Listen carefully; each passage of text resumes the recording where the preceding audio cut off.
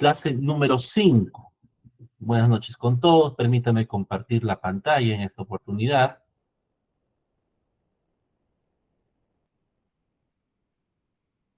A ver, vamos a esperar que cargue un poco. Y listo, me parece justo. Excelente. Bien, estimados, tal como hemos anunciado, el día de hoy vamos a estar desarrollando un tema interesante denominado sistema de gestión. En este tema abarca varios subtemas que vamos a estar desarrollando a lo largo de esta hora y media. Empezamos entonces por uno de los sistemas de gestión muy conocido por cada uno de ustedes, el sistema ISO 9001, llamado también sistema de gestión de la calidad, ¿no? El sistema de gestión de la calidad. Bien, acá podemos ver, hace referencia a la norma ISO 9001 del año 2028, la versión del año 2028, y vemos 10 puntos que compone esta norma, ¿correcto? Lo repasamos rápidamente. El punto número 1 es el objeto y campo de aplicación. 2 son las referencias normativas. 3 términos y definiciones. 4 el contexto de la organización. 5 liderazgo. 6 planificación. 7 soporte. 8 operación. 9 evaluación del desempeño. Y 10 mejora continua. Y algo que usted observa en esta primera lámina es de que justamente el punto 6 de la norma ISO, el punto 6, el punto 8, 9 y 10 están relacionados a uno de los sistemas que utilizamos para el control de la calidad, en lo que es mejora continua, ¿no? Esto es lo que más adelante vamos a estar revisando, me parece que en la clase número 6, sobre lo que es el ciclo de Deming: planear, hacer, verificar y actuar, ¿no? Entonces ya lo estamos ya anunciando, ¿no? En este bloque, el punto 6, 8, 9 y 10 de la norma ISO estaría relacionado con la aplicación, ¿no? De la norma ISO en lo que es gestión, lo que es mejora continua, ¿ya? Esta es una norma internacional. La ISO 9001, entiéndase que es una norma técnica internacional que tiene por finalidad, ¿no?, darnos las reglas, la normativa correspondiente para la creación de bienes y servicios, pero con el manejo y control de la calidad respectiva, ¿no? No vamos a revisar ítem por ítem, definitivamente sería para crear un taller referente a la implementación ISO, a la gestión de la norma ISO, o sistemas de gestión de calidad, en todo caso, pero sí lo tocamos a manera de referencia porque estos puntos nos van a servir bastante al momento de querer aplicar el ciclo de mejora continua, ¿no? El ciclo de mejora continua. Y justamente esa es la materia de esta clase. Lo que buscamos es cómo poder interpretar el ciclo de mejora continua en base a la norma ISO 9001, ¿ya? Entonces, ahora, implementar un sistema de gestión es algo transversal.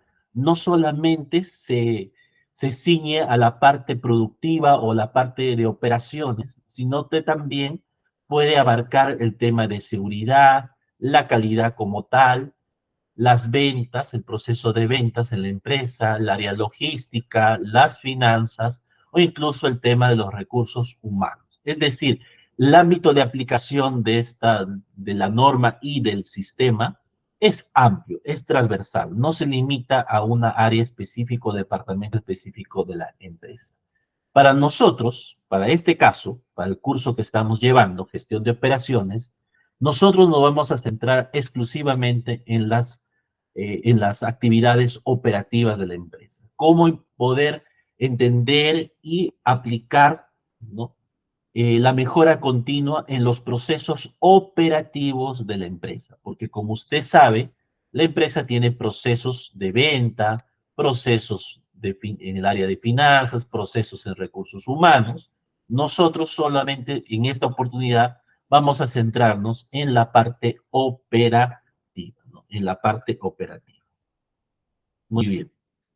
En ese sentido, presentamos a continuación el ciclo, ¿no?, de Deming, Este es conocido también como el ciclo de Deming, de Edward Deming, un norteamericano, ¿no? Ya en la clase número 1 hicimos una breve introducción de la historia, ¿no? A manera de información, a manera de conocimiento, cómo se ha ido dando la evolución, ¿no? De los estudios en materia de gestión operativa, de estudios estadísticos, etcétera, ¿no? En esa oportunidad sabemos que más o menos por la década de los 40, 50, está pues, parece la figura de Edward Deming, ¿no? Con sus estudios, y también, dicho sea de paso, existe un gran interés por un grupo de profesionales japoneses, ¿no? Que conocen también los estudios de Edward Deming y llevan esos estudios pioneros a Japón, ¿no? Entre ellos va a estar el doctor Ishikawa, que más adelante nos va a dar a conocer sus 7 herramientas de calidad. Entonces empezamos por la primera, que es el ciclo de Deming. Deming nos presenta este gráfico dividido en 4 partes, tal como lo observa usted en pantalla. Las partes son claramente definidas, sin importar el sistema que quiera usted aplicar, ya sea una ISO 9001, ya sea un sistema de gestión ambiental, ya sea un sistema de seguridad y salud en el trabajo, o un sistema alimenticio de repente, ¿no? Cualquier sistema que usted quiera aplicarlo va a tener que pasar por el círculo de Deming. ¿Por qué? Porque al inicio, tal como hemos indicado, por ejemplo, la norma ISO, la primera etapa, ¿no? De planificar del círculo de Deming está dado y relacionado con el punto 6 de la norma ISO. La segunda etapa de Deming está orientada al punto 8 de la norma, que es la parte operativa. La tercera etapa de Deming, que es verificar, está relacionada al punto 9 de la norma, que tiene que ver con la evaluación, con la supervisión del proceso que estamos estudiando. Y la cuarta etapa del círculo de Deming tiene que ver con actuar, ¿no? Y eso está relacionado con el punto 10 de la norma ISO, ¿no? Mejora continua. Entonces, volviendo a nuestro esquema, acá tenemos la primera etapa que significa planear, ¿no? La planeación. ¿Qué involucra la etapa de planeación? En esta etapa nosotros debemos identificar cuáles son los objetivos que queremos alcanzar en nuestro estudio de procesos. ¿Qué estrategias vamos a implementar para llegar a esos objetivos? Debemos ver que las estrategias deben estar bien enfocadas, ¿no? Bien enfocadas en la estandarización de procesos, en seguir trabajos estándares. Es decir, en este segmento de la planificación, que sí, dicho sea de paso, está relacionado con los objetivos estratégicos de la organización, ¿no? Usted también tiene que ver un tema de estandarización de procesos. Para que más o menos me entienda, ¿qué cosa vendría a ser una estandarización de procesos de manera práctica? Imagine usted que una empresa tiene 2 turnos de trabajo, ¿no? Uno en la mañana y otro en la tarde.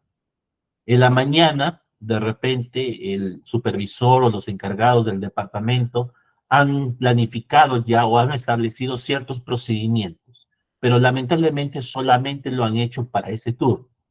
Es si ellos se retiran de la jornada de trabajo, ingresa un nuevo turno, pero este turno no tiene, digamos, la misma planificación, ¿no? Trabajan de manera diferente. Por lo tanto, van a ejecutar sus tareas de manera diferente. Quizás ambos lleguen a los mismos resultados, pero lo hacen de diferentes formas. Posiblemente el primer grupo utilice menos recursos y sea más eficiente. Y el segundo grupo utiliza más recursos, no siendo eficientes, sino eficaces. Es decir, solo llegan a los resultados.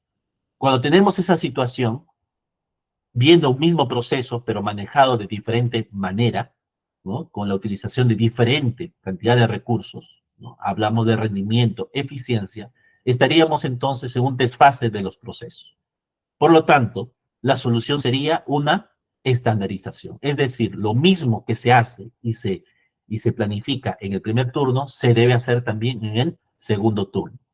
Si un trabajador sale de la empresa, ingresa uno nuevo, el nuevo tiene la capacidad y el conocimiento, porque existen manuales de procedimientos dentro de la empresa, hay información física de repente, o información digital, que el nuevo operario, el nuevo personal puede acceder y puede entender cómo se hacen las cosas en esta empresa, en esta área. Cuando eso sucede, estaríamos ante la estandarización de procesos. Ahí también se verifica, por ejemplo, los mapas de proceso, que ya lo hemos estudiado. Ahí aparecen, por ejemplo, el DOP, el DAP, ¿correcto? Son los instrumentos que tenemos para conocer el proceso. Por eso, toda esta primera parte tiene que ver con la planificación.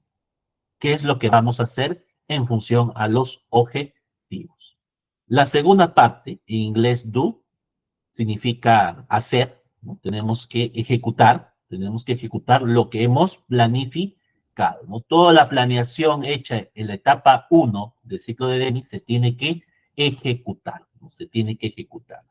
Para eso veremos las medidas, qué acciones debemos tomar en concreto para poder ejecutar lo planificado. Sin embargo, nosotros no podemos ignorar cómo nos está yendo, correcto, en el proceso. Para eso tenemos que supervisar el proceso, tenemos que verificar. Por lo tanto, aparece la tercera etapa del círculo de Deming, que es check en inglés, verificar, ¿no? Involucra la verificación de de las actividades que se están ejecutando en la empresa, ¿correcto? Eso es lo que involucra. La verificación, ¿no? Si efectivamente estamos llegando, ¿no?, a los objetivos que nos trazamos en la primera etapa de Deming, en la planeación. Si estamos de acuerdo o no.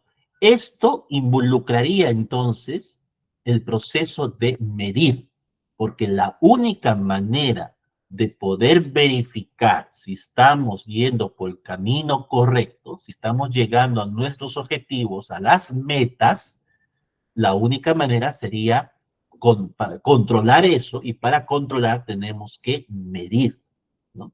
Y por lo tanto, en esta etapa es donde nosotros aplicamos lo que comúnmente conocemos como los indicadores de gestión. Aquí aplicamos los indicadores de gestión, ¿correcto?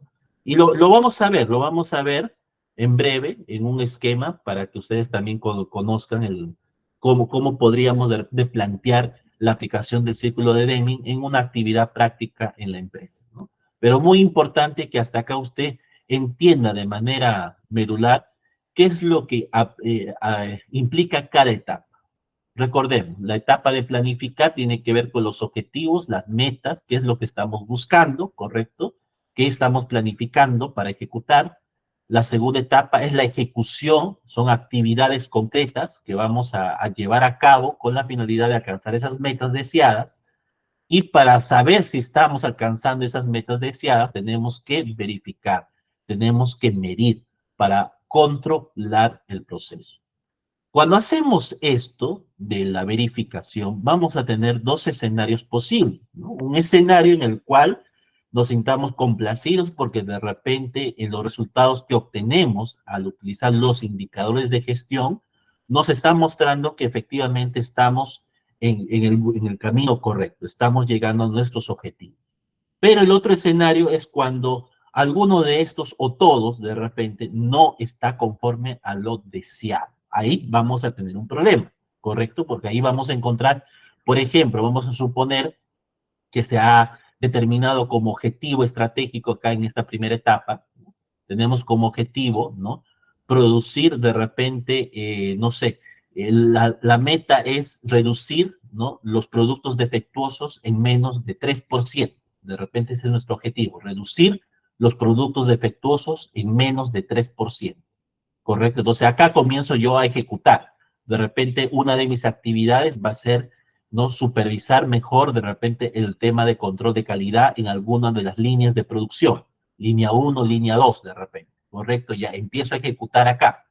Pero para ver si efectivamente estoy cumpliendo con el objetivo de reducir, ¿no?, hasta el 3% los productos defectuosos, tengo que medir. Entonces voy a esta etapa, mido. Acá comienzo a medir los productos finales, ¿correcto? Entonces de repente de 100 productos finales estoy obteniendo 4 o 5 defectuosos. por más que he presionado de repente, he supervisado las líneas de producción, a pesar que he tomado acciones de repente internas acá para poder ejecutarlo, a pesar de eso, estoy teniendo 5 productos defectuosos de 100. Significa que mi margen de productos defectuosos está en 5% y la meta es 3. Es 3, entonces todavía no he llegado, no he pasado a la meta, ahí tengo un problema, ¿correcto? Y cuando esto sucede, aparece la cuarta etapa del ciclo de Deming, que es la etapa de actuar. Acá tenemos que actuar. Es decir, tenemos que corregir, ¿correcto? Algo no está bien, algo que estamos haciendo acá, ¿correcto? En esta etapa, tenemos que corregir. Por algo, los indicadores nos están ya alertando, nos están sacando luz verde, luz amarilla o luz roja de repente y tenemos que actuar. Entonces comenzamos a tomar las acciones de corrección. ¿Con qué finalidad? Para hallar, para conseguir la meta trazada, ¿no? Acá en lo que es planificar.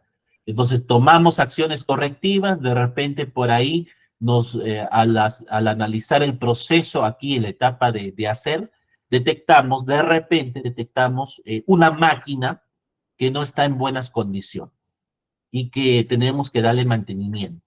Pero al darle mantenimiento también me está generando retrasos en la producción. Entonces, esa máquina yo tengo que repararla o de repente tengo que reemplazarla por una más moderna.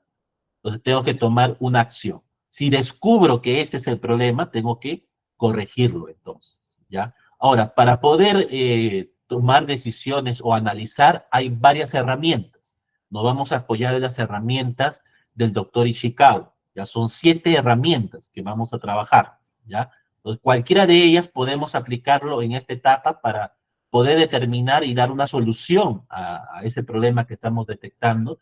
Y otra vez repetimos el ciclo, ¿no? Lo que hemos planificado como corrección vuelve a esta etapa, a planear. Eso vuelve a ser ejecutado, ahora con las medidas correctivas. Volvemos a medir otra vez, tenemos que medir para ver si la corrección que hicimos acá en la primera vuelta, ¿no? Del círculo de Demi está siendo efectiva acá, ¿no? Volvemos a medir y de repente ahora en la línea de producción ya me está arrojando 2 productos defectuosos. Eso significa que lo que habíamos analizado y detectado en un primer momento era lo correcto y ya lo hemos corregido y efectivamente la meta era 3%, menos de 3% y estamos sacando 2 defectuosos de 100, estamos en 2%, por lo tanto sí hemos cumplido con la meta, ¿no? Sin embargo, eso no significa que ahí nomás quedó el tema, no, o sea, nuevamente tenemos que hacer una retroalimentación para verificar, ¿no? Y constatar en esta etapa qué acciones buenas hemos logrado, ¿no? En la parte de ejecución, y para mantenerlo, tenemos que mantenerlo. Víctor nos habla de Kaizen, sí, efectivamente, el Kaizen también es otra forma que nos permite también manejar y controlar en ese sentido. Y como se dan cuenta, todas estas herramientas de alguna y otra forma están debidamente relacionadas, ¿no? Entonces, resumiendo, está el círculo de Deming, ¿no? Resumiendo, el círculo de Edward Deming, o conocido también como el círculo PDCA o en inglés PHBA, también lo va a encontrar así, PHBA, con sus siglas perdón, en castellano, en inglés sería PDCA, perdón, me corrijo, en inglés es PDCA y en castellano o español sería PHBA, ¿no? Planear, hacer, verificar, actuar, ¿ya? Cualquier forma es lo mismo, es solamente la denominación, ¿ya? Pero resumiendo esta primera parte, entonces, círculo de Deming o mejora continua, también llamado mejora continua, ¿no? Consta de 4 etapas, ¿correcto? 4 etapas. Planear, ahí lo ve usted, planear, hacer, verificar y actuar. Y ya tiene ya una idea general de lo que consiste cada una de estas etapas. Y no olvide, por favor, que cómo se relaciona con la norma ISO, el círculo de Deming, está relacionado en esta parte, ¿no? El punto 6 de la norma ISO, ¿correcto? que es la planeación, el 8, que es la parte operativa, la 9, que es de evaluación de desempeño, ahí aplica indicadores, y la 10, que es actuar relacionado a lo que es la mejora continua, ¿no? ¿Correcto? Bien, entonces, hasta ahí creo que queda claro. Pasamos a la siguiente parte. Ahora, ¿cómo poder implementar el círculo de Deming, ¿no? En la empresa, ¿no? ¿Cómo poder aplicarlo? Bueno, tenemos acá los niveles de mando. En primer lugar, tenemos que verificar el nivel de mando. Esto siempre parte de las cabezas. Están los directores y gerentes. Ellos son los primeros en ser los responsables de poder ejecutar y determinar en primer lugar los objetivos que se van a alcanzar, y estos son transmitidos en el ápice estratégico a los coordinadores, supervisores y finalmente a los operarios. En ese sentido, podemos nosotros de repente tener el siguiente esquema, ¿no? Acá usted observa claramente las 4 etapas del círculo de Deming: planear, hacer, verificar y actuar, y a continuación las diferentes etapas también, ¿no? Que corresponde a producción, calidad, seguridad y mantenimiento. Todas estas fases, llamémoslo de esa manera, ¿no? Fases o etapas también, corresponde a la gestión operativa, ¿no? La parte de producción, que es la transformación en sí, la calidad, ¿no? Que es lo que nosotros tenemos que estar constantemente verificando para que los productos o servicios estén según las expectativas del cliente, la seguridad también, que es otro tema, y el mantenimiento como tal. Entonces, al aplicar el círculo de Deming, podemos tener eh, la siguiente situación de repente, ¿no? Por ejemplo, si comenzamos a planear, nosotros tenemos que identificar cuáles son nuestros objetivos. ¿Te acuerdas? Dijimos, tenemos que establecer nuestros objetivos. Esos objetivos estratégicos, más adelante, van a tener un nombre. Se les va a llamar KPIs, ¿ya? Por si acaso, es cierto que un KPI es un indicador de gestión, pero es un indicador clave, ¿ya? El secreto está en esa palabra, indicador clave de gestión o de desempeño, ¿ya? ¿Por qué? Porque nosotros vamos a encontrar muchos indicadores de gestión, pero no todos van a ser KPI. No todos son KPI. Los KPI solamente son aquellos indicadores de gestión o de desempeño que están en función a los objetivos de la empresa, los objetivos estratégicos, ¿ya? Y en ese sentido, solamente podrían ser aquellos que la alta dirección, ¿no? Que la alta dirección haya establecido como tal. ¿Ya? Entonces, eso también es muy importante, ¿ya? Comprenderlo, ¿ya? Solamente aquellos que son establecidos por la alta dirección. Por ejemplo, en producción, ¿qué objetivos tiene producción? Producción tiene por objetivo aumentar la eficiencia en más de un 85% y el rendimiento en más de un 90%. Esos son sus objetivos. Esos objetivos se van a convertir más adelante en KPI, correcto. En calidad, por ejemplo, ¿no? Quiere reducir, ¿no? Un porcentaje de scrap, será un indicador que ellos manejan de repente a un 3%, y el número de quejas a menor a 5 quejas, ¿no? Esa es la gestión que ellos desean hacer. La seguridad, buscan cero accidentes, no quieren tener problemas o preocupaciones en lo que es seguridad ocupacional.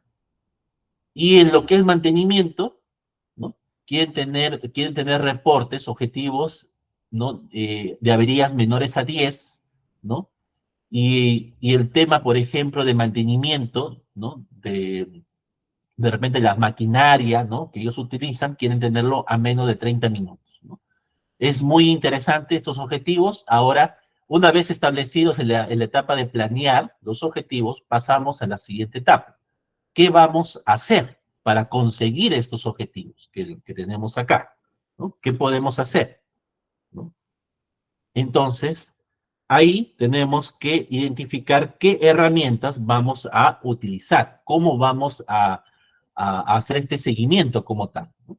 Entonces, acá tenemos, por ejemplo, de repente nuestro propio programa, ¿no? Nuestro software que nos va a permitir hacer todo el seguimiento necesario y de repente las acciones, ¿no? Acá se van a ver traducidas en acciones, ¿no? En actividades concretas que se van a ir desarrollando. Pero, ¿cómo saber si lo que estoy ejecutando está llegando a la meta?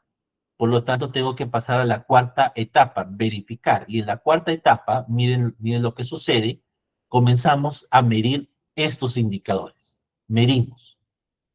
Entonces, identificamos acá toda la información que tenemos en eficiencia, rendimientos, quejas, accidentes, averías, entre otras cosas, y comenzamos a medir. Y podemos encontrar algunos casos, ¿no? Por ejemplo, en la eficiencia, acá me está reportando que hay todavía un descenso del 3%, significa que no hemos llegado aún a la meta. Hay una valla del 3% que todavía tenemos que superar para poder llegar a ser mayor al 85%. En cambio, ¿no? En cambio, aquí en lo que es rendimiento, sí hemos llegado. Es más, hemos sobrepasado la meta. ¿Correcto? Nos pedían un rendimiento mayor al 90 y hemos llegado al 92% de repente. Entonces, efectivamente hemos sobrepasado la expectativa, ¿no? Buenas noches. Diferencias entre eficiencia y rendimiento. Ok. La eficiencia es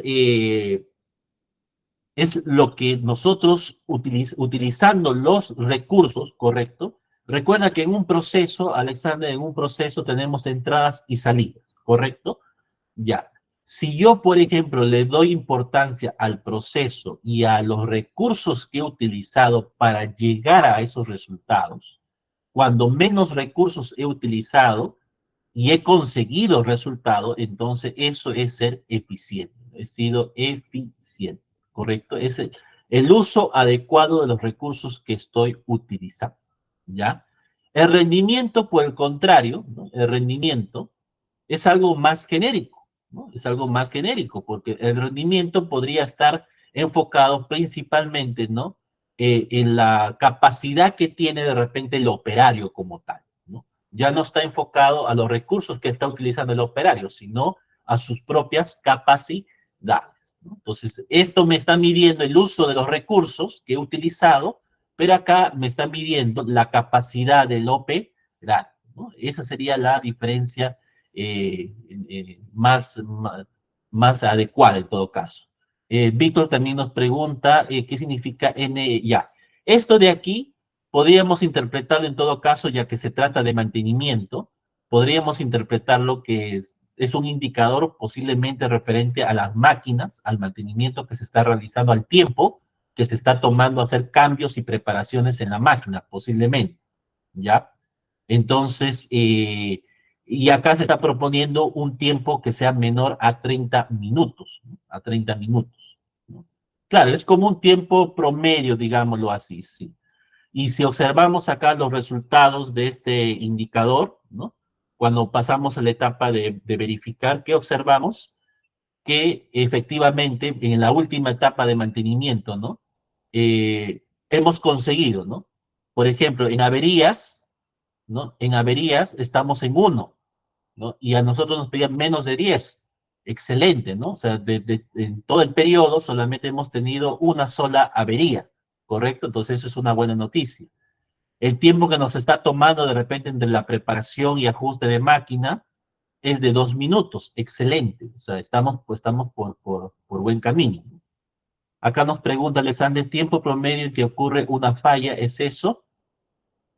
Para falla, puede ser de repente también. Yo lo estoy tomando ahorita en función al tiempo de cambio de la máquina. O sea, puede ser por una falla, puede ser de repente por un tema de cambio de producto, también puede pasar, puede ser que la máquina pueda fabricar más de un producto, de repente con cierta preparación y ajuste, ¿no? Puede ser el tema mismo de averías, de repente, bueno, no, averías ya lo tenemos ya arriba, entonces acá podría ser, sí, por alguna falla de repente, pero no puesta por respuesta, ¿no? Podría ser eso, ¿no?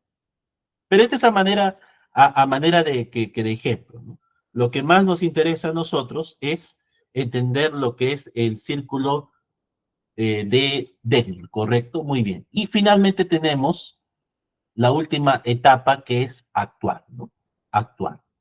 En la etapa de actuar, obviamente nosotros tenemos que comparar nuestros resultados, ¿correcto?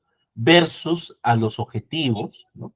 Y acá es obvio, ¿no?, que todavía nos falta trabajar, ¿no? Nos falta todavía eh, hacer correcciones para cambiar este escenario, este escenario. Para eso vamos a utilizar ya algunas herramientas, ¿no?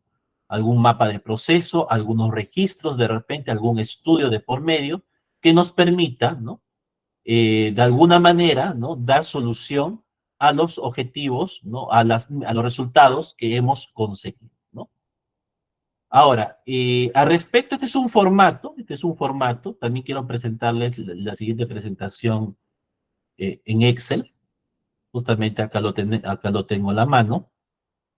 Acá tenemos otra, ¿no? Acá usted observa, por ejemplo, también muy parecido, ¿no?, muy parecido al esquema que se ha presentado. Por si acaso, no existe un formato único, ¿ya? No existe un formato único. Esto es respuesta a la necesidad de la empresa, de cómo se encuentra gestionada, ¿ya? Pero en cualquiera de los formatos que se utilice, siempre va a estar las 4 etapas, ¿no? Está la etapa de planeación, la de hacer, verificar y actuar, ¿correcto? Entonces, por ejemplo, en este Excel, acá está más detallado incluso, ¿no? Por ejemplo, en la etapa de planear, partimos con la descripción del problema. ¿Qué problema queremos resolver nosotros? ¿Cuál es el problema que está presentando nuestro proceso, ¿no? El departamento, acá lo colocamos, ¿no? Por ejemplo, acá te tienen un problema. Este está dirigido para un producto, ¿no?, de vinos, ¿no? Es una fábrica de producción de vinos, ¿no? Y acá nos dice que el problema que están teniendo en este momento, en este proceso, ¿ya?, está relacionado a retraso, dice, retraso al momento de entregar vinos a nuestros clientes, internos y externos. Ok, entonces está experimentando retrasos, ¿no? Retrasos en la distribución y entrega. Ok, ese es el problema. Ahora, para poder analizar el problema, ellos están utilizando una técnica. Acá están utilizando el método de los 5 por qué, ¿ya? Bueno, el método de los 5 por qué consiste en preguntarnos 5 veces por qué sucede el problema, por qué sucede el fenómeno. Por ejemplo, acá decimos, ¿por qué sucede? ¿Por qué sucede el retraso de vinos, ¿no?, en la entrega de nuestros clientes? Una posible respuesta puede ser por poco personal en la área, ¿ok? Pero de repente no nos convencen, no quedamos saciados con esa respuesta, seguimos aplicando el método, volvemos a preguntarnos por segunda vez, ¿por qué sigue pasando esto? Y nos arroja una segunda respuesta, ¿no? Los ingresos son muy bajos, ¿ok? Seguimos preguntando, ¿por qué pasa esto? Y otra respuesta es por falta de capital para invertir, los errores que hemos cometido de repente, la máquina que necesita mantenimiento, etcétera, ¿ya? Al final se analiza el método, ¿no? Se analiza, ¿ya? Y acá colocamos la causa verdadera, o sea, la causa que es para nosotros, la que más se acerca a explicar el problema analizado, ¿correcto? En este caso, la causa es capital para inversión y personal reducido. Este es realmente nuestro problema que adolecemos. Entonces, ante este problema tenemos que plantear ahora una solución. ¿Cuál es lo que queremos, qué es lo que queremos hacer? Bueno, queremos obtener resultados de mejora, o sea, en la entrega, en la distribución de estos vinos, en un promedio de 6 meses. Ese es nuestro objetivo estratégico. Y acá comenzamos a plantear posibles soluciones. Mira, 3 alternativas de solución. 3 alternativas de solución. Y acá colocamos los detalles de cada una de esas alternativas. Visto esto, ahora procedemos a la segunda etapa, hacer. En esta etapa comenzamos a ejecutar cada una de estas soluciones, las cuales nos parece más viable.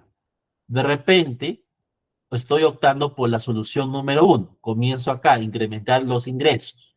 Y acá designo responsable y su actividad. ¿Qué es lo que va a hacer, ¿no? Por ejemplo, el señor André se va a encargar de buscar inversionistas.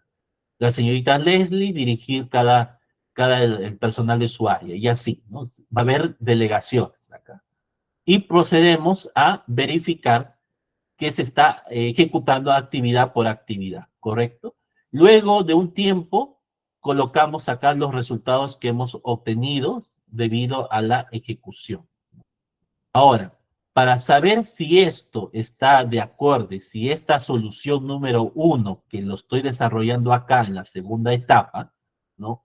Es la respuesta esperada a mi problema, entonces tengo que medir, comienzo a pasar con las mediciones. Por ejemplo, acá hablamos, ¿no? Que lo que estamos buscando es un 90% del objetivo, 40% de resultados obtenidos, 35% en alcanzar la meta, etcétera. ¿Correcto? Acá lo están describiendo.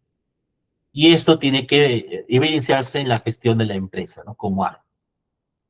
Pasamos a analizar acá y verificamos si efectivamente estamos llegando o no con los objetivos trazados.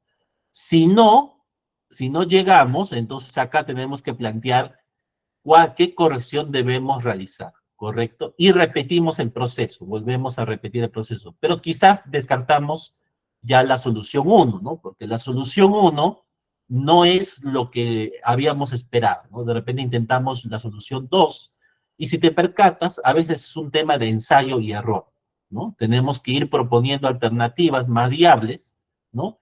Y ejecutarlas para ver cuán efectivas pueden ser en esta tercera etapa y qué podemos corregir, ¿correcto? ¿Qué podemos corregir? Podemos también apoyarnos con un cronograma de actividades, tal como lo colocan acá, clasificado por las 4 fases del ciclo de Deming, acá lo ves, ¿no? Cronometrado por las fechas y por el estado, ¿no? El estado de cada actividad. Podemos guiarnos de esa manera. Y esta sería una manera bien práctica de poder aplicar el círculo de Deming, ¿no? En algún proceso o problema que estamos detectando para con la finalidad de mejorar, ¿no? Para con la finalidad de mejorar. Bien. ¿Y qué nos dice el señor Peter Drucker? En esta parte, Peter Drucker nos menciona ahora que la calidad no es lo que se pone dentro de un servicio, es lo que el cliente obtiene de él y por lo que está dispuesto a pagar. Interesante, ¿no? Lo que nos dice Peter Drucker. Ah, acá tenía un comentario de Alexander, tiempo de demora en reparar. Sí, justamente lo que estábamos comentando en parte, ¿no? Es el tiempo de demora, ¿no? Para reparar, para hacer cambios, ¿no? En la máquina, ¿no? Perdón, voy a volver a mi diapositiva. Ya. Muchas gracias, Alexander. Ahora, volviendo al tema, tenemos lo que es la calidad, ¿no? ¿Qué cosa entendería usted por estas palabras del señor Peter Drucker? Peter Drucker es conocido también como el gurú de la administración. El señor ya falleció ya, ¿no? Ah, no se preocupe, normalmente los archivos de Excel primero lo proyecto y luego los estoy pasando al coordinador para que él los pueda compartir, ¿no? En el Drive, ¿no? Ya, eso no se preocupen. Recuerde que todo material que se va exponiendo igual se les va a alcanzar a ustedes, ¿ya? Y quiero que me comenten, ¿qué entendería usted por las palabras de Peter Drucker? La calidad no es lo que se pone dentro de un servicio, sino que es lo que el cliente obtiene de él y lo que está dispuesto a pagar. ¿Qué entiende usted por este mensaje de Peter Drucker? ¿Alguna idea? ¿Alguna idea que usted considera ahí, de repente agregarlo, comentarlo? ¿Pagar por la solución? Sí. ¿O experiencia? Sí, muy bien.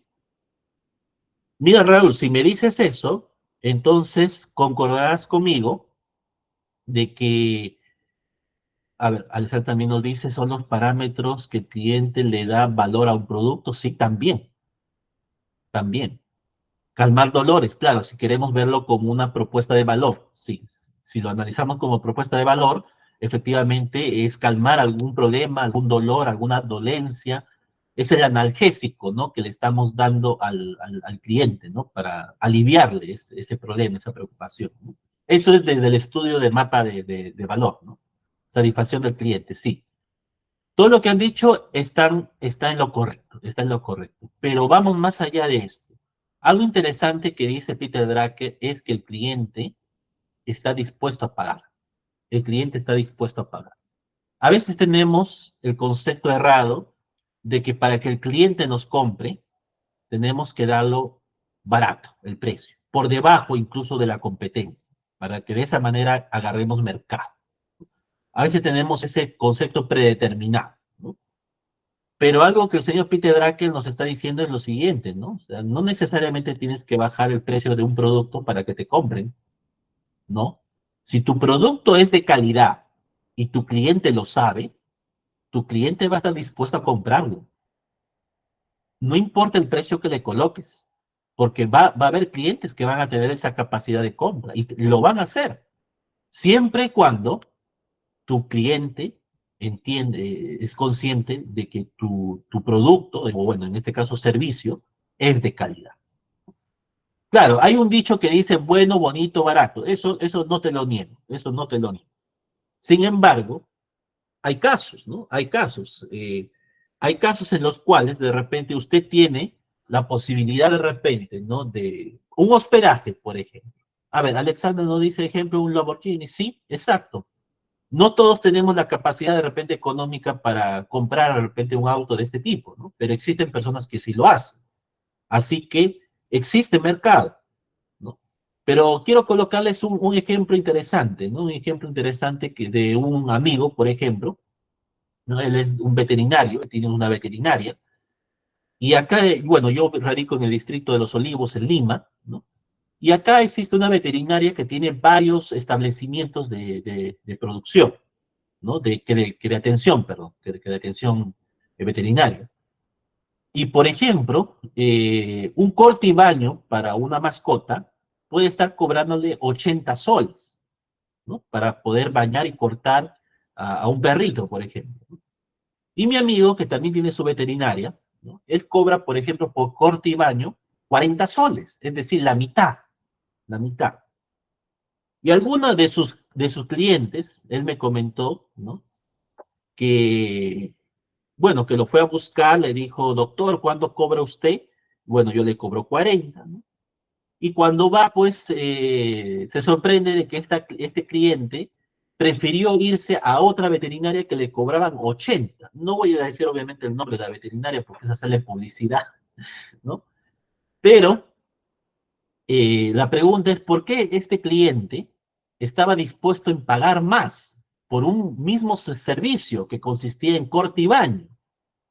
Y efectivamente la respuesta estaba acá, en el tema de la calidad. Y es que la otra veterinaria, ¿no? Está más equipada, sus instalaciones son más confortables, el diseño también de los cortes es más sofisticado, y llamémoslo así, ¿no? Y también porque el nombre de la veterinaria es un nombre muy comercial, muy conocido en este distrito. A diferencia de la veterinaria de mi amigo, que es un establecimiento como cualquiera, pues, ¿no? Entonces tenía varios elementos, pero algo que caracterizaba bastante era la calidad de atención que esta veterinaria tenía para la atención de sus clientes y de las mascotas de estos. Tenían una atención personalizada, ¿no? Personalizada para cada cliente. Y esto es lo que conllevó a que este cliente optara por ir más bien a esta veterinaria a pagar 80, el doble de lo que le costaba la veterinaria de mi amigo que le comento. Entonces, es cierto lo que Peter Drucker nos menciona, es lo que está dispuesto a pagar. Otro ejemplo es, por ejemplo, el hospedaje, un hotel. Usted puede ir a visitar una ciudad y puede hospedarse de repente en un lugar que la noche le puede estar saliendo 30, 40 soles, quizás algo económico, o puede optar de repente por un hotel o por un lodge, ¿no? De esos hoteles tipo resort, que puede estar saliendo la noche a 700, 800 soles. Y normal. ¿Por qué? Porque la experiencia y la calidad es distinta, ¿correcto? Es distinta. Y eso lo percibimos. Entonces, el señor Peter Drucker tenía toda la razón en decir, ¿no? Que la calidad es lo que nosotros introducimos dentro de ese servicio o extendiéndolo a nuestro caso productos, y es lo que el cliente está dispuesto a pagar, ¿no? Sacando de esa manera de nuestra mente ciertos tabúes, ¿no? Hablamos de esto porque tenemos que ver el tema de la satisfacción del cliente. Definimos la satisfacción del cliente cuando éste logra cumplir sus expectativas, ¿no? Es decir, ¿no? Satisfacen sus necesidades, ¿no? Al poder coger de repente ese servicio y adaptarlo a su necesidad, ¿no? Para entender mejor este tema, veamos este concepto más sencillo, que dice la satisfacción del cliente es el nivel de ánimo, mira, el nivel de ánimo de una persona, ¿no? El cual se obtiene comparando su rendimiento percibido versus sus expectativas, ¿no? Hacemos esa comparación, vemos la aguja y la aguja va a estar moviéndose, ¿no? En los lados, ¿no? Un color rojo, quizás con una cara triste de insatisfacción, o una carrita verde de repente, ¿no? Donde se siente complacido de repente por el producto, bien o servicio, ¿no? En ese sentido, los beneficios de la satisfacción, entre otros, es la lealtad del cliente, ¿no? Un cliente que ha recibido un buen producto de calidad va a venir una vez más y va a volver a comprar. La difusión gratuita, es decir, sin necesidad de invertir en publicidad, este cliente nos va a recomendar con otros, va a hablar bien de nosotros, ¿correcto? Y la participación en el mercado, pues, ¿no? Que se va a reflejar, ¿no? En la competencia. Entonces, dentro de esos elementos vamos a tener el rendimiento percibido, las expectativas y los niveles de satisfacción. Vamos a ver cada uno de ellos. Por ejemplo, el rendimiento percibido como características, ¿no?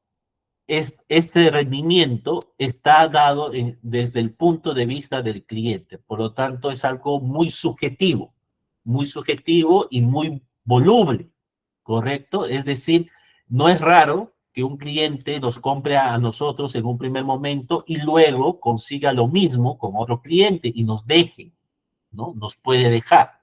Entonces, esto es también dado por el rendimiento percibido, ¿no? Los resultados que el cliente obtiene, ¿no? La percepción que tiene en el producto o servicio que le hemos entregado. Las expectativas. Acá hace referencia a los beneficios que se brindan en la adquisición de ese producto. En otras palabras, yo compro un producto o un servicio y si efectivamente ha conseguido, digamos, suplir mis expectativas o incluso superarlas, ¿no? Y acá va a estar pues en función de las opiniones, ¿no?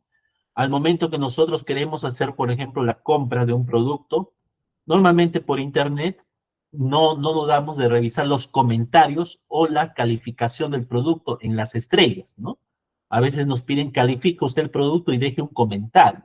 Entonces, esas alternativas también pueden influir en nuestra opción de compra, ¿correcto? O la promesa que se ha ofertado, ¿no? La solución que supuestamente se estaría dando y que si no satisface, prácticamente es un puente hacia la competencia. Y la satisfacción, en los niveles de satisfacción que tenemos tres niveles: insatisfacción, satisfacción y complacencia. La insatisfacción definitivamente es cuando el desempeño del producto o servicio no alcanzó la expectativa del cliente. La satisfacción es cuando sí alcanzamos, o sea, cumple con su función, ¿no? Yo compré de repente un horno microondas y efectivamente el horno microondas cumple con su función, así que me siento satisfecho por la compra. Sin embargo, hay otro nivel más superior, que es el de complacencia. Eso significa que el producto, bien o servicio, ha excedido de mis expectativas, ¿no? Es decir, he comprado ese microondas que cumple con su función, pero no solamente eso, sino que también está conectado a Internet, me puede indicar la hora actual, me puede indicar el clima, es decir, hace acciones que yo no buscaba en el producto, pero que viene como un plus, ¿no? Entonces, eso hace que haya superado lo que yo había buscado, ¿correcto? Entonces ahí tenemos los tres niveles de satisfacción. Un poco de marketing, cómo calculamos el nivel de satisfacción del cliente, ¿no? Acá tenemos un ejemplo, ¿no? Tenemos una escala de rendimiento percibido, donde 3 es malo, 5 regular, 7 es bueno y 10 es excelente. Las expectativas del cliente también se califica de 1 como baja, 2 moderada y 3 elevada. Y los niveles de satisfacción, hay rangos de 0 a 4 es insatisfecho, de 5 a 7 es satisfecho y complacido de 8 a 10. Acá tenemos una escala de calificación para los tres aspectos que tienen que ver con el nivel de satisfacción. Ok, veamos el siguiente ejemplo. El rendimiento percibido, o sea, usted compró un producto, ¿no? O fabricó un producto y le entregó a su cliente, a ver, veámoslo así, y el cliente hizo una valorización del producto que le entregó.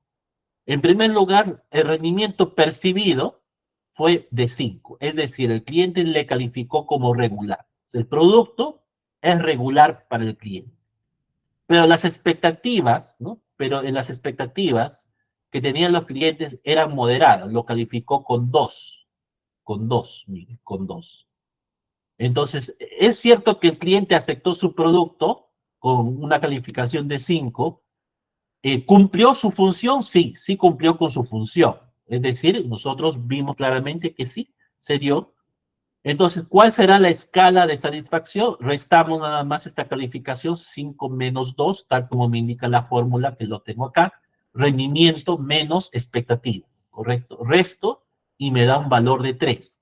Este valor de 3 lo tengo que ubicar acá, en el rango, en este rango. Este 3 se encuentra en el primer rango, de 0 a 4, ¿sí o no? De 0 a 4. Por lo tanto, el nivel de satisfacción del cliente es insatisfecho, ¿no? Insatisfecho. Es decir, en conclusión, a pesar que el producto era regular y el cliente tenía expectativas moderadas, a pesar de eso, el cliente, el resultado final del nivel de satisfacción de ese cliente fue de insatisfecho. ¿Nos volvería a comprar? No, definitivamente ya no volvería a comprar nuestro producto. ¿Por qué estamos viendo este tema de satisfacción del cliente? Es que nosotros somos la parte operativa, nosotros fabricamos el producto o nosotros diseñamos el servicio que le estamos entregando, ¿correcto? Entonces tenemos también que conocer un poco de esto y apoyarnos del marketing, la parte comercial, para entender mejor a nuestro cliente y proponerle una solución, ¿no? Una solución que cumpla con sus expectativas, con su rendimiento percibido, ¿no? ¿Correcto? Y esta solución va a afectar a nuestros procesos productivos, porque ahí vamos a tener que hacer cambios. De repente, esta insatisfacción se debe a un tema de falta de inversión en calidad del producto. De repente está orientado ahí. Entonces yo tengo que tomar corrección y al momento de tomar corrección voy a aplicar esto, pues, ¿no? Voy a aplicar el círculo de Deming, ¿no? O sea, si yo estoy detectando por acá problemas en la verificación, entonces tengo que corregirlo, ¿correcto? Víctor nos pregunta, ¿la fórmula tiene un nombre en particular? Sí, Víctor, acá lo tenemos, la fórmula es el nivel de, acá está, nivel de satisfacción, acá dice, nivel de satisfacción. O sea, ¿cómo se calcula el nivel de satisfacción? Restando el rendimiento menos las expectativas del cliente, ¿correcto? Es el cálculo para el nivel de satisfacción, ¿ya? Y acá tenemos las escalas, ¿no? Las escalas. Claro, este análisis sale de haber encuestado, ¿correcto? O sea, ¿cómo obtuve estos resultados? Obviamente tuve que encuestar a mi cliente, ¿no? De repente, un par de momentos de su tiempo, le hice algunas preguntas y obtuve estos resultados, ¿correcto? Vino de una encuesta. 7 métodos para medir la satisfacción del cliente, ¿no? Las encuestas, justamente acá está, mira lo que te mencionaba, la encuesta es uno de los instrumentos que utilizamos para poder obtener información de nuestro cliente y medir cuál ha sido su satisfacción, ¿no? Tenemos lo que es la fidelización del cliente también, es el de poder concientizar al cliente, ¿no? De hacerlo sentir de repente como un cliente que es agradable o digno de nosotros, ¿no? De repente para la fidelización tenemos que brindarle alguna promoción, algún descuento, ¿no? Que le motive al cliente, ¿no? Estar con nosotros. Más que nada esta parte ya se aleja un poco la parte operativa, ¿no? Pero como les repito, es importante también conocerlo porque nosotros somos los que producimos o diseñamos. El manejo de las quejas y reclamos, por supuesto que sí, porque si estamos fabricando un producto de no tan buena calidad, vamos a tener quejas, vamos a tener devoluciones, reclamos, ¿no? Las entrevistas de salida también es una opción muy parecida a las encuestas, ¿no? Las felicitaciones a los clientes. Recordemos que a veces nuestros clientes les gusta ser reconocidos de alguna manera, ¿no? Pues nosotros podemos de repente determinar fechas especiales para ellos, de repente alguna fecha de fundación de la empresa, aniversario, ¿no? Que pueda ser, pues, motivo de felicitaciones, ¿no? O de alguna acción o evento de repente significativo, ¿no? La vinculación con la empresa también, es formular buenas relaciones, ¿no? Entre cliente y empresa o proveedor, ¿no? Y los nuevos clientes que nos recomienda definitivamente, pues, ¿no? Eso es hablar bien de nosotros, ¿no? En otras palabras, debemos tener en cuenta que hay varias formas de poder de repente conseguir información de nuestro cliente para medir dicha satisfacción. Al final lo que buscamos es esto, tenemos que tener información para aplicarlo acá en nuestra fórmula y poder deducir si nuestro cliente está insatisfecho, satisfecho o complacido con el producto que le estamos entregando. Marketing, luego de hacer este análisis, nos va a entregar a nosotros como gestión operativa, como el área de operaciones, de producción, un informe, ¿no? Un informe a nivel ya más técnico, con la finalidad de que podamos nosotros también proponer mejoras, ¿no? Bien, y por último tenemos el tema de las herramientas de calidad, ¿no? Las herramientas de gestión de calidad. Estas herramientas son entregadas por el doctor Ichikawa, ¿no? El doctor Ichikawa, inspirado en los trabajos de Edward Deming, de su Círculo de Mejora Continua, Ichikawa desarrolla 7 herramientas, las 7 herramientas de calidad. Todas estas herramientas trabajan método estadístico, ¿ya? Todas son herramientas estadísticas. Por ahí de repente alguno dice, profesor, pero el diagrama causa-efecto de forma de pescado, así es la forma clásica que se le conoce, también es una herramienta estadística. Sí, también lo es, aunque no parezca, pero sí, es una herramienta estadística. Solo que a veces solamente se ha limitado su presentación en el diagrama, más no se ha pasado en el análisis, ¿ya? Todas las herramientas son de corte estadístico, ya todas son de corte estadístico. Lo otro también que tienes que saber es que todas estas herramientas tienen un objetivo. ¿Cuál es su objetivo? Detectar un problema para plantearte una solución. ¿Ya? Todas tienen ese objetivo. Por ejemplo, Pareto. Pareto va a detectar el 80-20, ¿correcto?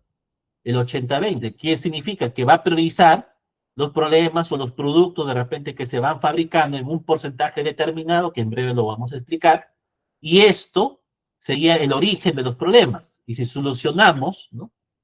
Si solucionamos ello, si solucionamos el 20% que nos adolece, prácticamente estaríamos solucionando ya el 80% del problema, ¿no? Y así tenemos con cada una de estas herramientas que vamos a presentar a continuación, ¿no?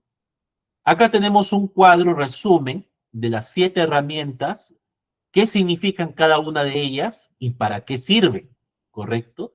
En términos generales, tú ya sabes que todas son estadísticas, todas son herramientas estadísticas y todas siempre van a buscar un problema para plantear una solución. Todas van a hacer eso. Pero algunas se van a caracterizar, van a tener algunas características específicas. Por ejemplo, la de estratificación, ¿no? Sirve para poder agrupar datos, ¿no? De diferente manera. De repente, el problema que yo estoy teniendo se puede solucionar agrupando información, ¿correcto? Entonces, esta es una técnica que me va a permitir hacer ello. ¿Para qué sirve? Posibilita una mejor evaluación de la situación identificando el problema principal.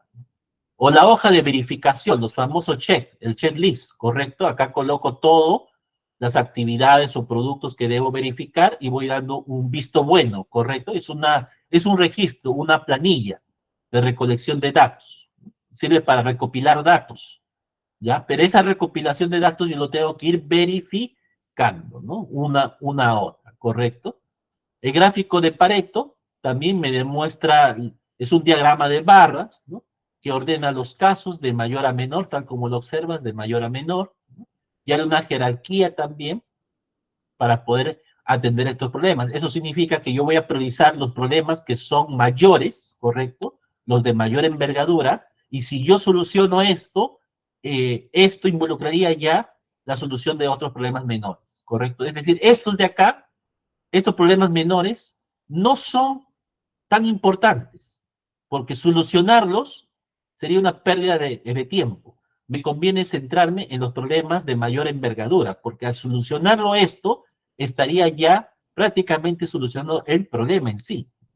El diagrama de causa-efecto tiene esta estructura llamada también espina de pescado, ¿no?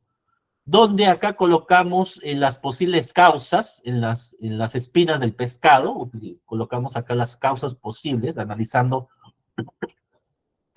una por una, y lo que queremos es encontrar la cabeza del pescado, que viene siendo el problema en sí. O sea, en otras palabras, queremos saber el problema que tenemos, qué causa lo ha originado, ¿correcto? Pues de ahí su nombre, causa-efecto, ¿ya? El diagrama de correlación, acá es cuando nosotros tomamos, por ejemplo, muestras o variables, ¿no? Por ejemplo, puede usted medir pesos, masas, de repente, de ciertos artículos, productos, y lo que queremos ver es que si existe algún comportamiento entre todas estas mediciones, si existe alguna ley de repente que pueda relacionar todos estos puntos dispersos, ¿correcto? Y efectivamente va a haber un método para poder relacionarlos, ¿ya? Entonces se trata de justamente de ver si existe una relación entre dos o más variables de repente de estudio, ¿ya? El histograma también es un diagrama de barras, como se muestra acá, pero que muestra la distribución y frecuencia. Y los gráficos de control, acá en los gráficos de control vamos a ver límites, máximo y mínimo, y lo que se busca acá es mantener un control, es decir, nuestra producción puede estar dentro, mira acá, dentro de los márgenes mínimo y máximo, que no escape, ¿no? Que no escape. Y para que controlemos esto, vamos a utilizar el diagrama de control de gráficos, ¿no? Y de esta manera general te presento los 7 diagramas, ¿no? Acá tienes el diagrama de Ishikawa, acá el problema principal es el producto defectuoso y las posibles causas pueden estar dadas en la máquina, en el personal, el recurso humano, en los métodos aplicados o en los materiales. Si es la máquina, se extiende las espinas del pescado, podemos determinar si hay falla de mantenimiento, si hay equipos obsoletos, entre otros. Profesor, usted dijo que la herramienta es estadística también, pero no, todavía no veo la aplicación de números o variables estadísticas en esta. Lo que sucede es que, te repito, es la presentación clásica de la espina de pescado, o diagrama causa-efecto, o diagrama de Ishikawa. Ya acá lo que se trabaja son varios métodos. ¿Por qué? Porque hay que aplicar, puedes aplicar los 5 porqués, por ejemplo, para poder detectar por qué afirmamos que se trata de falla de mantenimiento, equipos obsoletos, ¿no? Y de repente, con alguna otra herramienta de los que están acá, de repente puedes aplicarle histograma, complementa al diagrama de Ishikawa, ¿no? O sea, es decir, vamos a sacar datos numéricos a partir ya de este análisis cualitativo. La hoja de verificación, tal como lo menciona ya en su nombre, es un registro en el cual me permite recopilar datos y estar verificando si está conforme. ¿Correcto? Hacer conteos, de repente si hay entradas o salidas de repente de un producto o de un artículo determinado, poder hacer la verificación que corresponde, ¿ya? Los formatos son distintos, no es un único formato estándar, son variados. El gráfico de control, como te mencioné, consiste en que nuestro proceso productivo, ¿no? Que lo tenemos acá en azul, nuestro proceso productivo, no se escape, no se escape. O sea, tenemos nosotros los límites, límite superior, ¿no? Y límite inferior. Entonces, sacamos la tendencia que existe entre los datos que estamos estudiando y la idea es que, si bien es cierto, los datos van a haber puntos más arriba y puntos más abajo, pero todos estos datos deben estar dentro de los límites de la frontera. Mientras esto suceda, significa que nuestra muestra, nuestro estudio, nuestra producción está dentro de lo normal. El problema está cuando uno de estos puntos, de estas muestras, escapa de nuestro control, ¿no? Por ejemplo, cuando esta se puede trasladar más arriba o más abajo, ahí vamos a tener problemas, porque definitivamente tendríamos por ahí un producto o un artículo que no estaría cumpliendo con la relación que habíamos estipulado en un primer momento y tendríamos que ver qué fenómeno o factores está alterando el proceso, ¿no? Porque me está sacando una muestra fuera del diagrama de control. El histograma también es otra herramienta estadística, ¿no? Acá tenemos un ejemplo para ver los resultados y mediciones del contenido de café. Acá tenemos, por ejemplo, las diferentes pesos o muestras en gramos, ¿no? Y acá tenemos un límite específico, ¿no? Y un límite normal. Entonces acá podemos ver cómo ha sido esa tendencia, ¿no? El diagrama de Pareto, ¿no? El diagrama de Pareto también muy importante porque nos ceñimos a la relación de Pareto o ley de Pareto, que es la ley 80-20, que significa que el 80 problema proveniente del 20% de causas, ¿no? O también llamado que el 80% de las ventas proviene del 20% de los productos, ¿no? En otras palabras, si yo me fijo en el diagrama, lo voy a agrandar un poco acá, miren el diagrama, le aplico Pareto, ¿no? Con apoyo del Excel de repente, ¿qué obtengo acá? Mira, hasta acá, hasta este tope, es el 80%, ¿sí o no? Hasta acá llegamos al 80%. El resto, el resto de problemas, de causas, son mínimas. Tienen un pobre impacto. En cambio, estas tres de acá, no tienen motor, se enfría, ¿no? O sea, todas estas deficiencias que tiene el producto, es nuestra prioridad atenderlos. Si nosotros solucionamos estos tres problemas que corresponden al 80% según Pareto, con eso ya hemos dado solución al proceso en sí. Ya no hay necesidad de preocuparnos por lo demás. Y también tenemos el diagrama de dispersión, como tú observas, acá tenemos los puntos. O sea, tomamos muestra, ¿no? Hacemos muestras, mediciones, pesos, y colocamos en un mapa, ¿no? Acá en un tablero. Y como puedes darte cuenta, hay puntos en la muestra que han salido muy dispersos, ¿sí o no? Están muy alejados. La pregunta es, ¿habrá alguna relación? ¿Habrá una relación directa, inversa, entre las tomas de las muestras? Queremos buscar esa relación. ¿Habrá un aumento? ¿Habrá un descenso? ¿No? ¿Es de forma invertida? ¿Cuál es la relación que existe? Eso es lo que queremos encontrar. El muestreo y el estratificado, ¿no? Que es lo que habíamos mencionado en un inicio, también es para ver las causas comunes del comportamiento de ciertos factores o elementos. Y bueno, hasta acá puedo presentarles el siguiente Excel. Acá tenemos otro Excel. Tenemos la aplicación de tres casos. Por un tema de tiempo no se puede abarcar todo, pero al menos estos tres casos nos pueden dar una idea general de cómo poder aplicar estas herramientas, ¿no? Por ejemplo, Pareto. Tenemos una panadería que tiene 7 productos diferentes de pan, ¿correcto? Y acá tenemos la información, acá están los productos, pan de leche, pan de dulce, pan de cebolla, acá tenemos los productos con su código respectivo, ¿no? Otros productos, ¿no? Que bueno, ya no es necesario listarlo, ¿no? Y tenemos la cantidad producida por cada uno de ellos, ¿correcto? Cuando aplique Pareto, lo que voy a hacer es llevar esta información a una tabla como esta de acá, ¿no? Y lo ordeno de mayor a menor. Esto de ordenar de mayor a menor es muy fácil porque le aplicas acá base de datos, le das filtro y acá selecciona, ¿no? Que quieres ordenar de mayor a menor y mira, automáticamente obtienes este cuadrito de acá, ¿sí o no? Es lo mismo, ¿correcto? Es lo mismo. Entonces ahí lo voy a dejar. Luego de ordenarlo de mayor a menor, sumamos para ver cuántos productos en total tenemos. Acá está la suma. Y a continuación procedemos a calcular los porcentajes, ¿no? Que representan cada uno de ellos. Para eso, sencillo, lo que voy a hacer es agarrar la cantidad de cada uno y dividirlo entre el total, ¿correcto? Entre el total. Y al hacer eso, obtengo los siguientes porcentajes, 25, 24, 22 y así, de tal manera que la suma es 1 o también llamado 100%.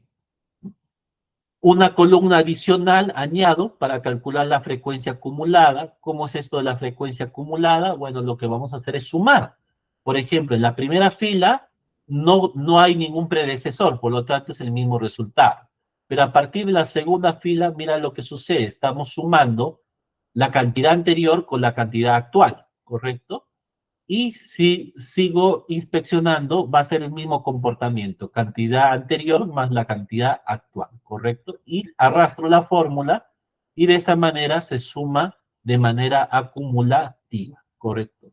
Igual que el caso anterior, voy a calcular los porcentajes y para calcular los porcentajes, igual voy a sumarlo, ¿no? O sea, acá reflejo lo mismo y acá el porcentaje, sumo el porcentaje anterior más el porcentaje actual, ¿no? Y arrastro la fórmula y de esa manera obtengo los porcentajes acumulados, ¿no? Y esta otra columna adicional, ¿por qué? Porque quiero detectar cuál es mi tope, cuál es mi 80%, ¿correcto? Porque Pareto trabaja eso. Y luego voy acá, selecciono todo el cuadro, voy acá a insertar gráfico, ¿no? Voy acá a insertar gráfico, selecciono el mejor gráfico que se acomoda y obtengo este de aquí, ¿correcto? Y acá ya está establecido, ¿no? Los porcentajes acumulados, la cantidad producida y el tipo de producto, ¿correcto? Entonces acá saco una conclusión. Aparentemente acá se observa que el 80% está llegando básicamente a B, A y F, ¿no? Básicamente a ellos. O ya estaría como alejado, ¿no? Como alejado. Si quiero considerar el análisis, es posible hacerlo también, ¿no? Pero mi prioridad estaría dado en los productos A, B, A y F. ¿Y quién es B, A, F? Serían los productos de pan de leche, pan de dulce, y el F sería el enquisillado, ¿no? Estos tres productos debo priorizar en mi análisis de producción, ¿no? El histograma.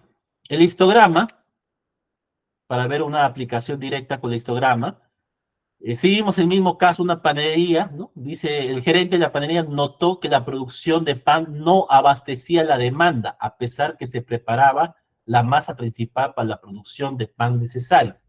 Para solucionar este problema, un operario tomó 30 muestras, mira, 30 muestras, tomó 30 muestras en gramos de cada bollo que estaba listo para la producción de pan de leche. Tomando en cuenta esta información, los pesos han estado oscilando entre 50.5 y 54 gramos.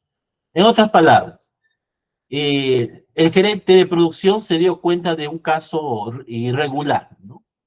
Se supone que con una cantidad de masa determinada deberían fabricar tanta cantidad en masa de pan, pero no estaba pasando eso, sino que estaba percatándose que había panes que tenían un peso menor a lo que se había planificado, ¿no?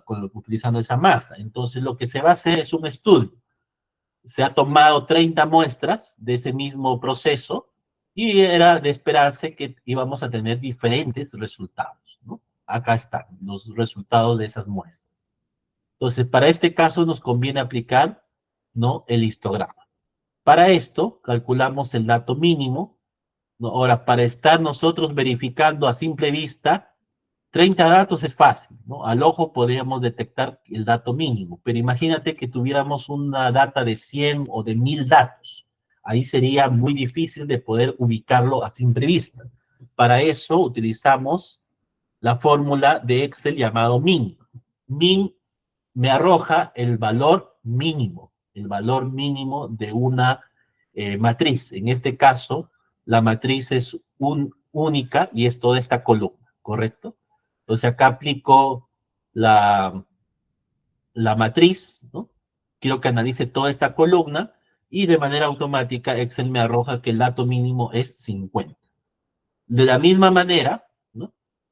De la misma manera, el dato máximo, le aplico ahora max para obtener el dato máximo. El rango se obtiene restando, ¿correcto? Restando el dato máximo con el dato mínimo. Ese es el rango. Los números de datos es dato del problema, son 30 muestras que se toman, y si no, tendría que contabilizarlo, y efectivamente son 30, acá está 30. Número de intervalos, el número de intervalos sale sacando la raíz cuadrada del número de datos, ¿correcto? Sacamos la raíz cuadrada y lo redondeamos para obtener un número entero, y eso es 5. Es decir, tenemos que crear 5 intervalos. El ancho de clase es ese ancho o espacio que va a tener cada intervalo. Y esa anchura del intervalo se calcula dividiendo el número de intervalos entre el rango dividiendo entre el número de intervalos, ¿no? Es el rango es, digamos, toda la distancia que va a recorrer entre el número de intervalos, que serían 5, ¿no? Tengo que fraccionar en 5 partes el rango. Y ese sería 0.86. Listo. Ahora, respecto a los intervalos, bueno, como el dato mínimo fue 50, ¿no? Como el dato mínimo fue 50, lo traslado acá a los 50. Y a continuación sumo, ¿no? Le sumo el ancho de clase. 50 más el ancho de clase es 50.86.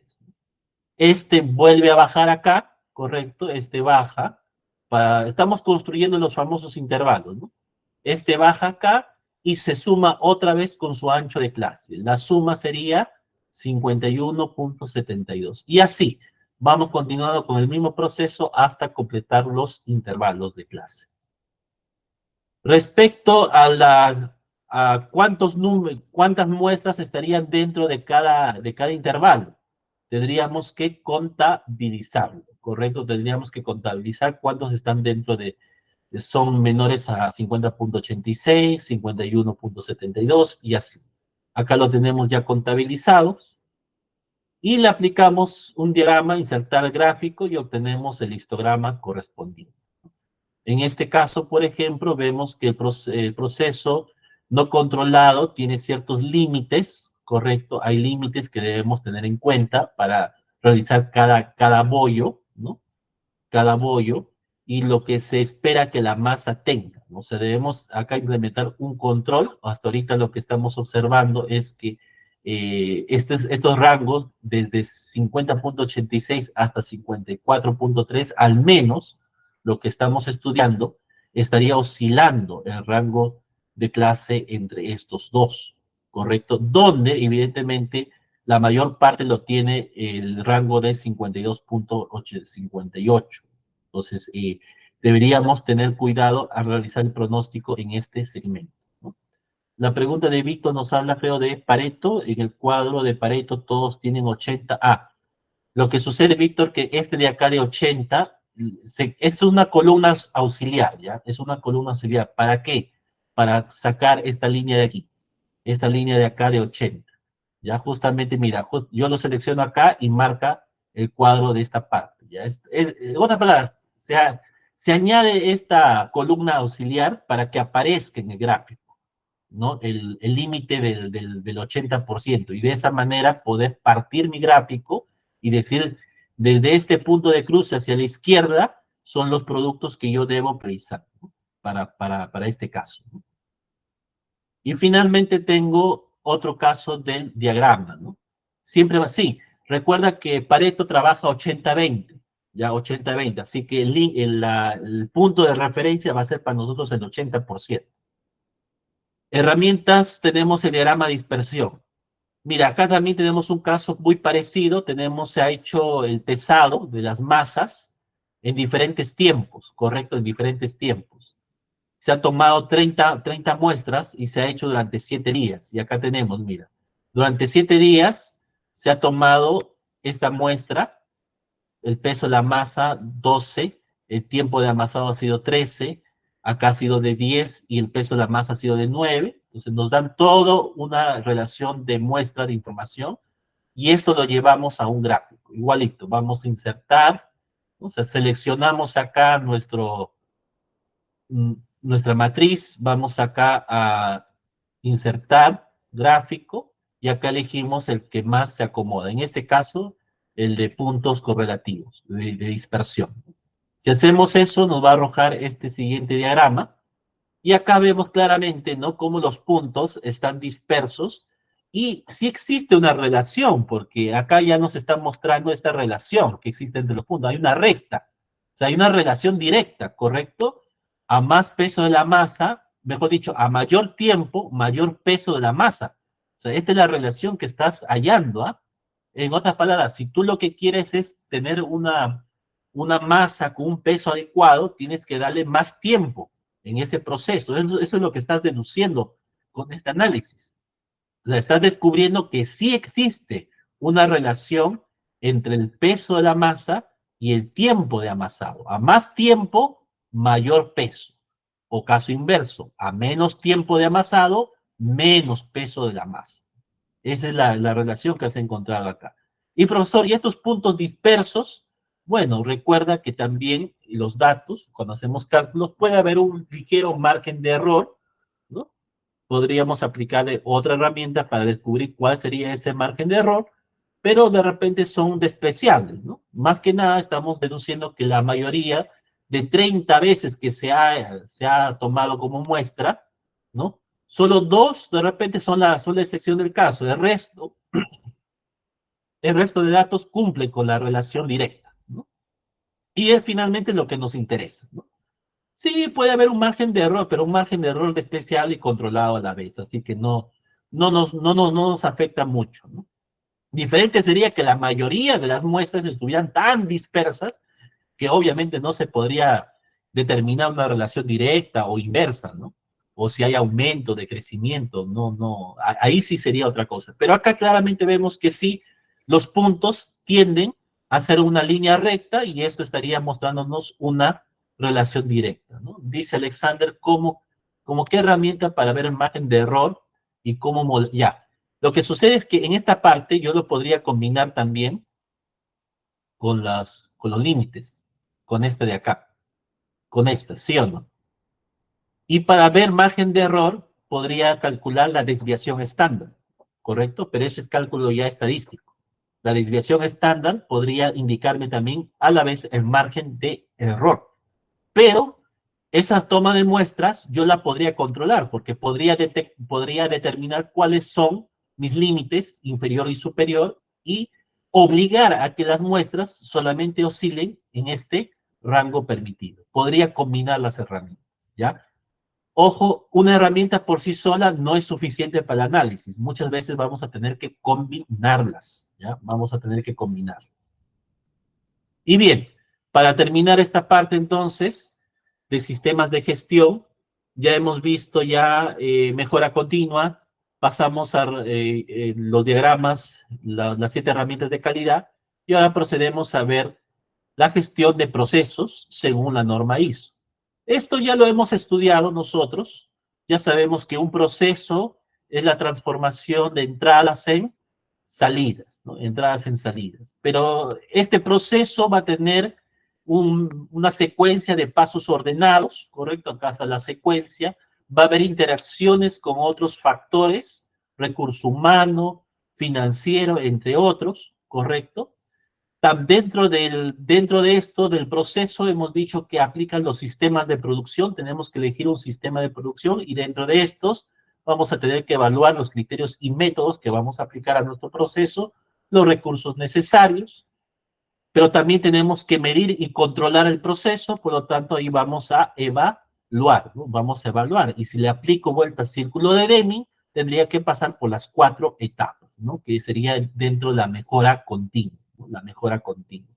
También hay otro punto importante que habla de los riesgos y oportunidades y la delegación de responsabilidad.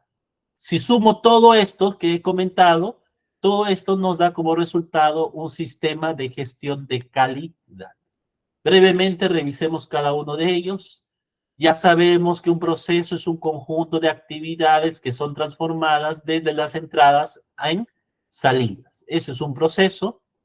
Ejemplo de transformación. Tengo acá los insumos. Por ejemplo, tengo insumos. Acá usted ve papa, lechuga, carne, ¿no? Entre otros, son transformados y obtengo, por ejemplo, un producto que va para la venta, ¿no? Que es una hamburguesa, ¿no? Con sus respectivas papas y la debida presentación.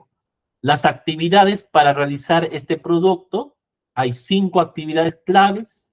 asar la carne, freír las papas, elegir los vegetales, el armado con los panes y la entrega al cliente. 5 actividades claves, y eso es lo que básicamente resume lo que es el proceso de transformación, ¿no? Las entradas requeridas en salidas esperadas, ¿no? Eso es lo que hacemos. Muy bien. Pero, como segundo aspecto que debemos considerar es de que para ver el tema de la producción, ¿no? Las entradas y salidas, nosotros tenemos que participar con los proveedores, ¿no?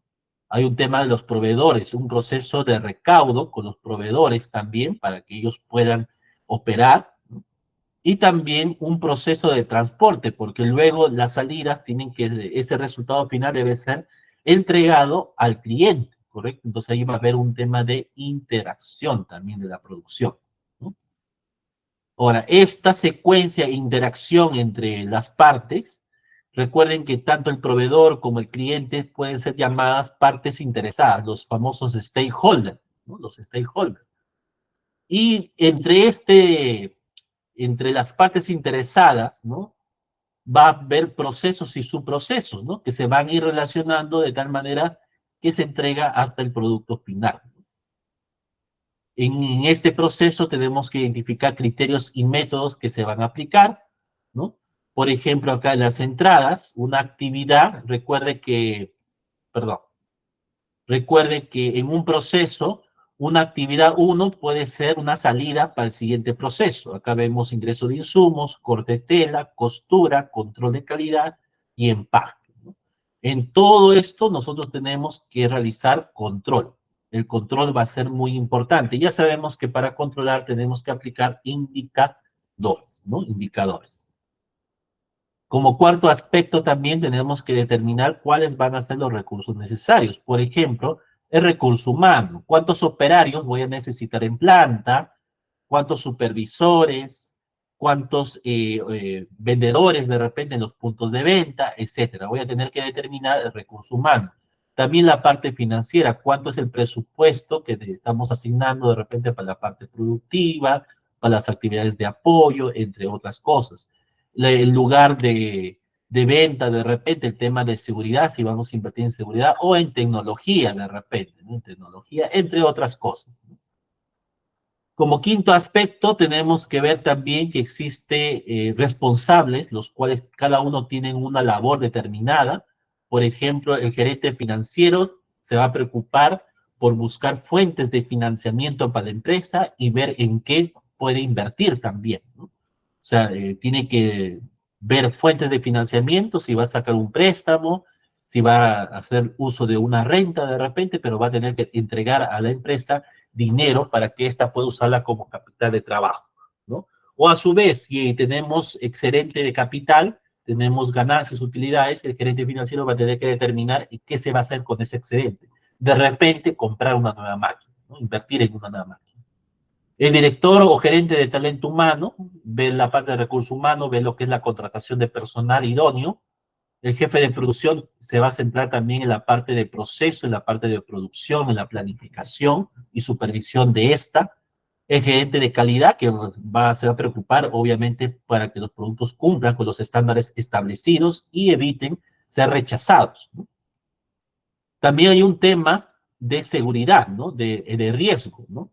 A propósito de riesgo, ¿no? Si bien es cierto, la norma ISO nos da también toda una serie de consideraciones que se deben tener para implementar una gestión de riesgo en la empresa, lo que la ley peruana obliga actualmente, al menos a manera de gestión, es que empresas con menos de 20 trabajadores cuenten con un supervisor en seguridad y salud ocupacional.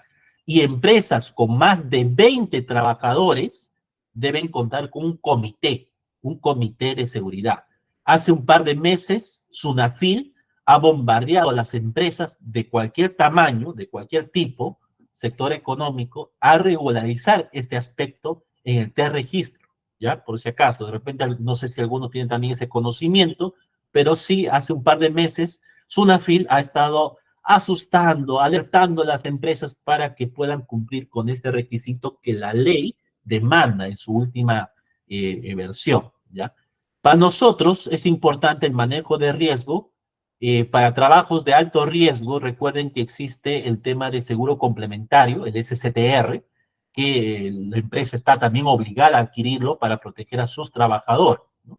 Entre otras acciones que debe de tomar, ¿no? A manera de seguridad, ¿no?